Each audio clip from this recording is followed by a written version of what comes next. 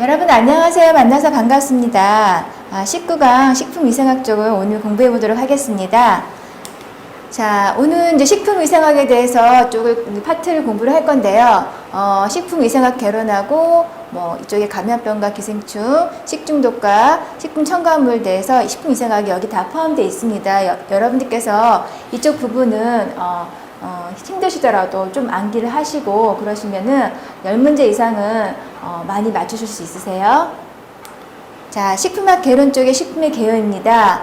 자, 식품위생의 정의입니다. WHO에서 세계보건기구죠. 식품위생이란 식품의 생육, 생산, 제조로부터 최종적으로 사람에게 섭취되기까지의 모든 단계에 있어서 식품의 완전 무결성, 안전성, 건전성을 확보하기 위해서 필요한 모든 수단을 정의를 해 놓았습니다. 자, 그러면 식품의 개요는 식품의 위생의 대상 범위가 있는데요. 자, 대상 범위를 보면은 식품 첨가물, 기구, 용기, 포장을 대상 범위로 하고 있습니다.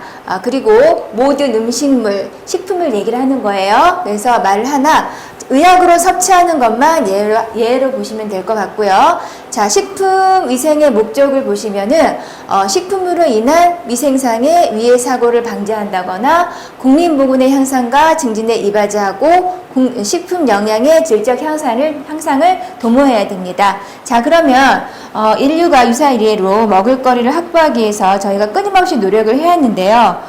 그래서 노력하고 보존 기술이 발전을 했습니다. 자, 그런데 이제 저희가 이제 식품을 아무리 보관을 하려고 해도 변질 상태가 일어나는데요. 자, 변질에는 네 가지의 변질의 종류가 나와 있어요. 이제 시험 문제에서 가장 잘 나온 것은 이 부패예요. 부패에 대해서 물어보시는 문제가 많이 나오는데 부패하고 변패하고 또 산패 쪽을 저희가 많이 다루고 있어요. 자, 그러면 부패는 무엇이냐? 단백질. 여러분은 단백질 식품이 어떤 것인지 아시죠? 단백질 식품의 현기성 세균이 증식한 생물학적 요인에 의해서 분해가 되어서 악취하고 유해물질이 나오는 것을 저희가 부패라고 하는데요. 요거 잘 기억을 해두세요. 단백질 식품이 변한 거를 부패라고 하고요. 자, 그러면 변패는 어떤 거냐? 부패하고 변패하고 비슷한 말 같은데, 근데 어떤 제품이 변한 거에 따라서 약간씩 달라요. 요거는 부패를 보시면은요, 단백질 식품, 고기라든지 생선, 이게 변해서 악취를 뿜는 거를 부패라고 하고요. 그 다음에 변패는 지금 보시면은 탄수화물하고 지방이에요. 지방이 미생물의 분해 작용에 의해서 냄새라든지 맛이 변하는 현상을 변패라고 합니다. 자, 그러면 산패가 있어요. 산패. 자, 산패는 지방이 변한 거예요.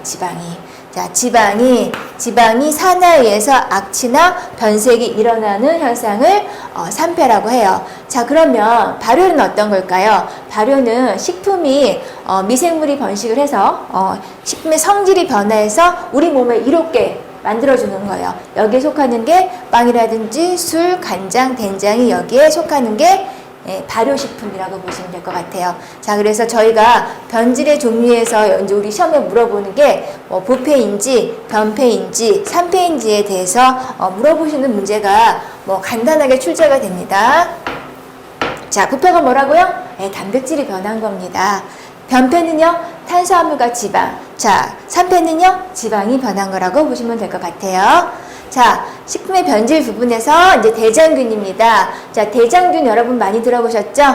대장균은 식품을 오염시키는 다른 균들의 오염 정도를 측정하는 지표로 저희가 사용하고 있습니다. 자, 단백질의 부패 생성물은 항화수소, 아민류, 암모니아, 페놀, 메르캅탄 등이 있습니다. 이게 이제 저희가 이제 그 고기나 그런 거 단백질을 먹어서 부패하게 되면은 그 냄새 나는 거 있죠? 그런 거를 이렇게 그 글로 표현한 겁니다. 자, 유지에 기름이 변한 거, 산패 정도를 나타내는 값에는 산가라든지 아세틸가, 산화물가 등이 있다는 걸 기억을 해 두시고요. 자, 이제 식품이 변질이 되려면 어떤 영양이 있어야 됩니다. 어떤 영양이 있는지, 식품의 변질에 영향을 미치는 인자, 어떤 영양소가 있어야 되겠죠. 영양소, 탄수화물이라든지 단백질, 수분이 주어지거나 미생물의 몸체 주성분이고 생리 기능을 조절하는 게 수분이에요. 수분 활성도는 세균이 가장 높고 그 다음 효모, 곰팡이 이하일 때 요거 이하일 땐 증식이 저지가 됩니다. 자, 그러면 온도에 따라서도 미생물에 따라 온도가 다릅니다. 그 번식하는 세균에 따라서 온도가 다르거든요. 가끔씩 뭐 이 정도에서 출제가 되긴 하는데 우리가 이제 고온균이라고 하면은 보통 온도가 40에서 70도 정도 되고요. 중온균 같은 경우는 어디에 살고 있는지 온천 안에 서식하는 세균 종류예요. 그 다음에 중온균은 15에서 55도 정도예요. 그래서 사상균이라든지 효모, 곰팡이가 살 수 있는 온도는 중온균이라고 보시면 될 것 같아요. 자, 또 pH, 효모 곰팡이는 4에서 6, 세균은 6.5에서 7.5 정도, 산소, 삼투압 이렇게 필요가 합니다. 자, 식품의 변질에 영향을 미치는 인자. 자, 산소는 호기성균인지 현기성균인지 통성 현기성균인지. 자, 산소, 호자는 조호로자 썼어요. 그리고 현자는 산소를 싫어하는 산소가 없어도 되는 통성 현기성균은 뭐 산소가 있거나 없거나 삼투압은 세균 증식은 식염, 설탕에 의한 삼투압의 영향을 받는다 이렇게 나와 있는데, 자, 이게 보시면은 식품의 변질에 영향을 미치는 인자를 보시면은 영양소도 있어야 되고 수분도 있어야 되고 온도도 좀 맞아야 되고 pH라든지 그다음에 산소라든지 삼투압인지 이런 모든 박자가 다 맞아야지 미생물이 증식할 수 있습니다. 자, 이제 이 미생물을 증식을 방지하기 위해서 우리는 끊임없이 많은 노력을 해왔습니다. 자, 그러면 이 물리적 방법에는 어떤 것이 있는지 살펴보도록 할게요. 건조법이에요. 그 다음에 냉장, 냉동법, 자외선 및 방사선 살균법이 이렇게 있는데요. 일반적으로 세균은 15% 이하에서 번식을 하지 못하고 있습니다. 그리고 냉장고에 넣거나 냉동을 해버리면요. 일반적으로 10도 이하에서 번식이 억제되고요. 자외선, 방사선 살균법이라고 해서 식품 품질에는 영향을 주지 않고 있지만은 식품 내부까지는 살균할 수 없다는 단점도 있어요. 자, 화학적인 방법이에요. 염장법, 가스 저장법, 당장법, 초절임법 이렇게 나뉘어지고 있는데요. 염장법은 소금 염제를 썼어요. 자, 소금에 절여서 삼투압에 이용하거나 탈소시켜서 건조시키거나, 자, 가스 저장법입니다. 식품을 탄산가스나 질소가스 속에 보관을 해서 우리가 좀 더 오래 먹을 수 있는 방법을 고안을 했고요. 당장법이라는 거는 설탕에,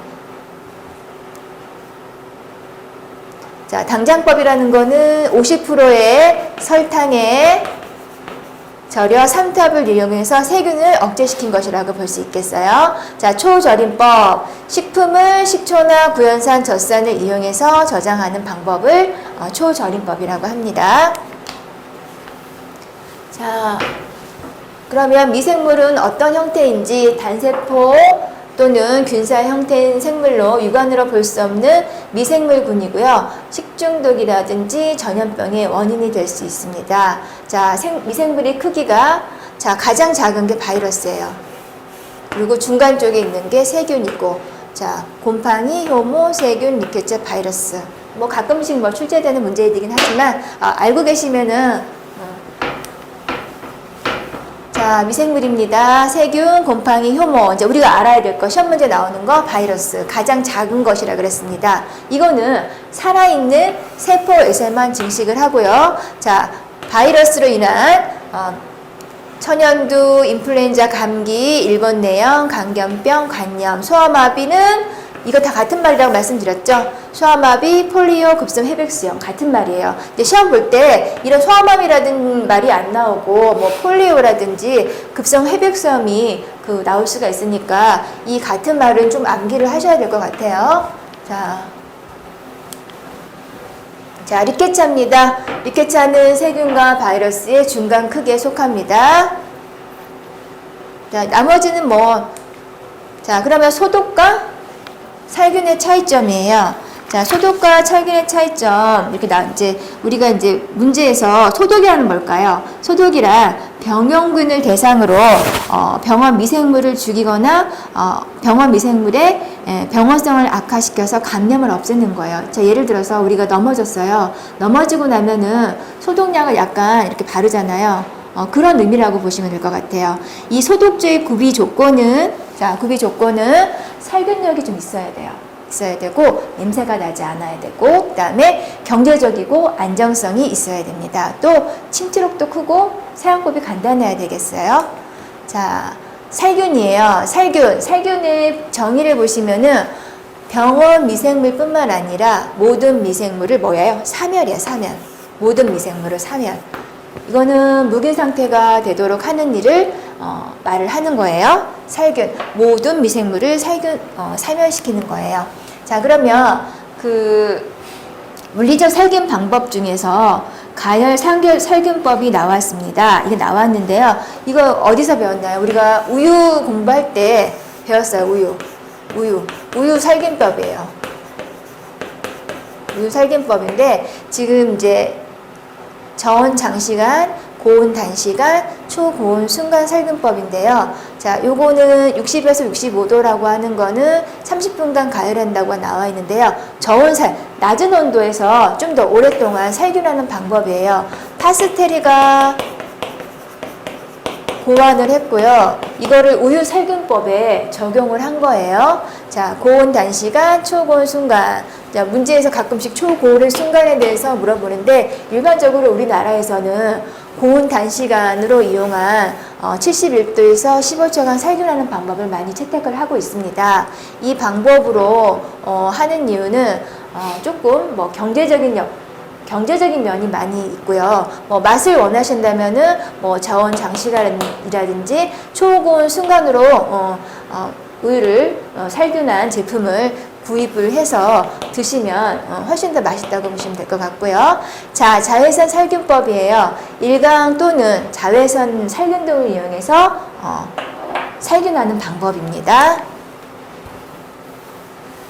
자, 방사선 살균법이에요. 식품에 코발트 등의 방사선을 조사해서 균을 죽이는 방법이라고 보시면 될 것 같고요. 자, 고압 증기 살균법이에요. 어떤 멸근 솥을 이용해서 121도에서 15에서 20분 정도 살균한다고 보시면 되고요. 자비소독이라는 거는 그냥 끓인다고 보시면 될 것 같아요. 우리 집에서 뭐 행주라든지 뭐 이렇게 그릇 같은 거 삶을 경우 있잖아요. 요거를 자비소독이라고 보시면 될 것 같은데, 기구랑 용기, 식기, 조리 기구 등의 조리 기구에 살균 소독에 이용되고 100도에서 30분 이상 끓이는 거 열탕 소독법이에요. 자, 자비소독이라는 말이 안 나오고 또 열탕 소독법이 나올 수 있으니까 같은 말 여러분들께서 꼭 기억을 하셔야 될 것 같아요.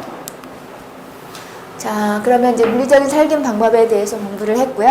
화학적인 살균 소독에 대해서 해보도록 할게요.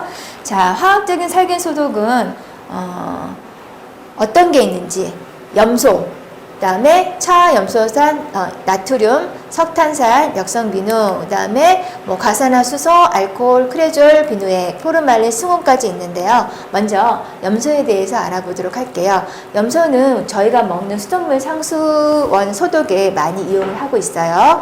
그리고 이제 차염소산 나트륨은 저희가 어디서 찾아볼 수 있냐면은 저희가 쓰고 있는 락스 성분에 보시면은 그 표면에 보시면 차염소산 나트륨이라고 적혀져 있어요. 그 약간 수영장에서 나는 냄새라고 보시면 될 것 같은데, 음료수라든지 기구 설비 소독을 하고요. 여러분들 보시면 지금 또 비슷한 말 나왔어요. 석탄산 페놀이라고 나와 있습니다. 같은 말이에요. 자, 요거는 이제 문제 어떻게 나오냐면요. 소독제 살균력 표시 기준이라고 나와 있습니다. 소독제 살균력 표시 기준은 뭘까요? 석탄산, 이 말이 안 나오면 페놀이라고 보시면 될 것 같아요. 순수하고 살균이 안정이 되어서 다른 소독제의 살균력에 표시 기준이 되고 있습니다. 자, 역성 비누. 자, 역성 비누인데 용기 및 기구의 소독은 한 1% 정도 쓰고요. 손 소독은 5에서 한 10% 정도 쓰고 있어요. 소독력이 매우 강해서 일종의 표면 활성제로 공장의 소독이라든지 종업원의 손을 소독할 때 용기, 기구, 소독제로 사용하고 있습니다.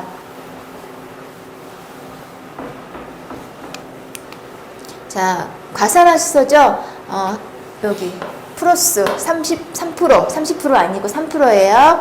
작은 양의 수용액의 피부라든지 상처 소독할 때 많이 쓰고 있습니다.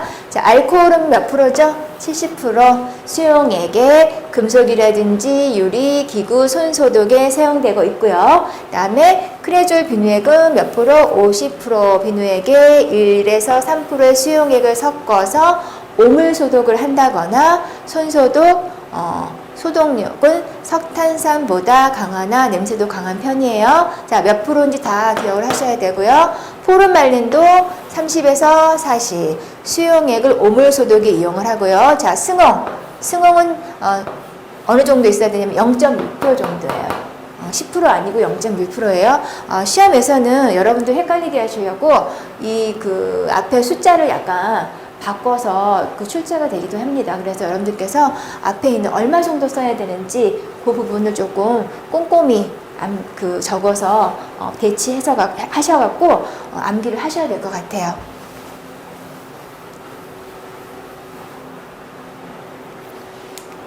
자, 그러면 이제 저희가 그 물리적 살균법에서 가열 살균법하고 화학적 살균 소독에서 염소라든지 차, 염소산 나트륨, 그 다음에 석탄산, 역성 비누, 과산화수소, 알코올, 크레졸 비누에 포르말린, 승홍에 대해서 공부를 했습니다. 그래서 소독과 살균의 차이점을 기억을 하시고, 자, 오늘 이제 마지막으로 이제 그 단답식으로 문제를 한번 풀어보도록 할게요. 자, 과일과 채소의 부패에 관여하는 대표적인 미생물입니다. 안 들어보셨다고요? 제가 빠져나갈까봐 제가 적어놨어요. 자, 사상균이에요. 자, 소독이란 미생물 중에서 병원균만을 사멸해서 감염의 위험성을 제거하는 거예요. 감염의 위험성을 제거하는 겁니다. 자, 소독력이 매우 강한 일종의 표면 활성제로 공장의 소독이라든지 종업원의 손을 소독할 때 용기, 기구의 소독제는 역성 비누이고요. 자, 바이러스성 전염병에는 소아마비, 전염성 설사, 유행성 간염, 홍역, 일본 내염 등이 있습니다. 여러분들 안 외우시면은 틀리실 수 있으니까 꼭 암기하셔야 되고요. 자, LD50이라고 나와 있어요. 요거는 가끔씩 출제되는 문제이긴 하지만 여러분들께서 빠져나가지 않게 제가 한번 적어놨어요. 자, 우리가 이제 실험실에서 일정한 조건하에 검체를 한번 어떤 반응을 하는지 한번 투여를 해요.